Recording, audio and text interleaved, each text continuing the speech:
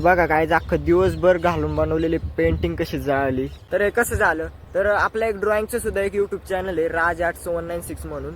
तर त्याच्यावरती video upload करायचे होते म्हणून असं जस्ट रेड क्रिमिनलचं ड्रॉइंग काढलं होतं. आणि त्याला आम्हाला जरा वेगळ्या पद्धतीने त्याची व्हिडिओ शूटिंग करायची होती. म्हणजे त्याच्या साईडनी आग दाखवायची होती आणि मग ती व्हिडिओ शूट करायची होती.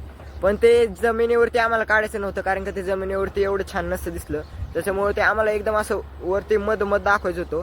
सो आम्ही काय केलं होतं, त्याच्या मागं रायटिंग पॅड लावलं होतं आणि त्याला ते चिटकवलं होतं आणि त्याला असं लाकड खांब लावला होता मागं आणि ते असं खोचलं होतं आणि बरोबर असं मध्ये उभं केलं होतं. आणि त्याच्या साईडने आग दाखवायची म्हणून आम्ही त्याच्या साईडने तार गुंडवली आणि त्या तारला टिश्यू पेपर लावला आणि टिश्यू पेपर लावला.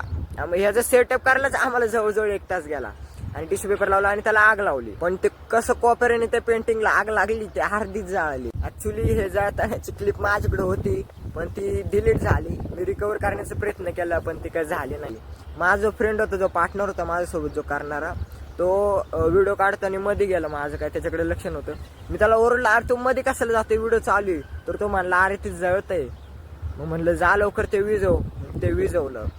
बघा गाईज, म्हणजे व्हिडिओसाठी एवढे दिवसभर घालून केलेली मेहनत सुद्धा वाया जाते.